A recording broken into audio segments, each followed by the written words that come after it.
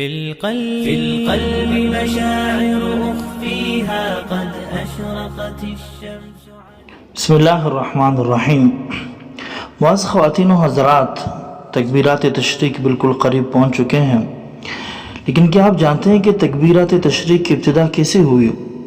عجیب پس منظر ہے کہ ایک دفعہ حضرت ابراہیم خلیل اللہ اپنے لاڈلے بیٹے حضرت اسماعیل علیہ السلام کو اللہ کے حکم سے ذبح کر رہے تھے، تو حضرت جبرائیل علیہ السلام نے جنت سے ان کا فدیہ لے کر پہنچے اور انہیں خطرہ ہوا کہ کہیں جلدی میں حضرت ابراہیم علیہ السلام اپنے لاڈلے بیٹے حضرت اسماعیل علیہ السلام کو ذبح نہ کر ڈالیں. چنانچہ اس وقت ان کی زبان پہ یہ کلمات ہیں: اللہ اکبر اللہ اکبر. حضرت ابراہیم علیہ السلام نے جب حضرت جبرائیل علیہ السلام کو دیکھا تو بول پڑے لا الہ الا اللہ واللہ اکبر. اور جب حضرت اسماعیل علیہ السلام کو فدیہ آنے کی اطلاع ہوئی تو آپ نے فرمایا کہ اللہ اکبر وللہ الحمد.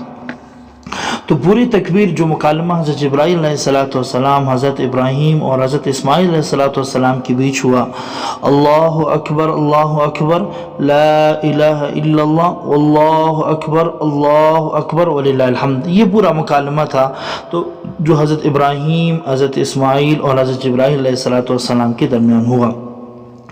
تکبیرات تشریق کے متعلق کچھ مسائل بھی سمجھ لیں کہ 9 ذی الحجہ غالباً 9 تاریخ بروز ہفتہ سے شروع ہو رہے ہیں، تو 9 ذی الحجہ فجر کی نماز سے لے کر 13ویں ذی الحجہ کی عصر کی نماز تک فرض نماز کے فوراً بعد ایک مرتبہ ان کلمات کا پڑھنا واجب ہے. آپ اپنے اسکرین پہ بھی دیکھ رہے ہیں، نقشہ اس وقت بالکل بنایا ہوا ہے، آپ دیکھ سکتے ہیں کہ 9 تاریخ سے شروع ہو رہے ہیں اور 13 تاریخ کی عصر کی نماز تک ہے.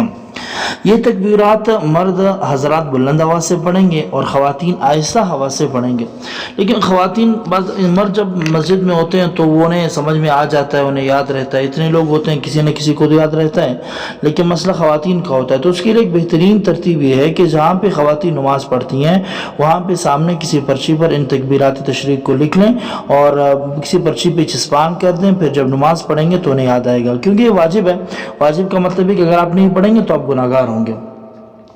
سلام پھرنے کے فوراً بعد تکبیرات تشریق ادا کر لینی چاہیے، یہاں تک کہ اگر بات چیت کی یا جان بوجھ کر اپنا وضو کسی نے توڑ دیا تو تکبیرات تشریق ساقط ہو جائیں گے. معلوم ہوا کہ سلام کے فوراً بعد تکبیرات تشریق کہنے چاہیے.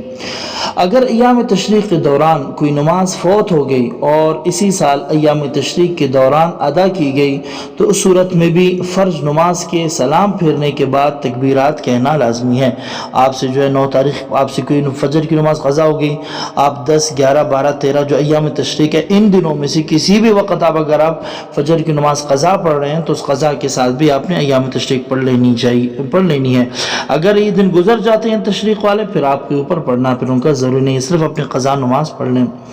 تکبیرات تشریق کہنا مقیم پر تو لازمی ہے کیونکہ جو مسافر نہیں ہے، البتہ اگر وہ مسافر ہے، وہ کسی کے ساتھ باجماعت نماز پڑھ رہا ہے تو اقتداء کی وجہ سے اس پر بھی تکبیرات کہنا ضروری ہے. باجماعت نماز پڑھنے والا، تنہا نماز پڑھنے والا، اسی طرح خواہ مرد ہو یا عورت، دونوں پر تکبیرات تشریق کہنا واجب ہے. اور تکبیرات تشریق صرف ایک مرتبہ کہنا واجب ہے، ایک سے زیادہ کہنا واجب نہیں ہے.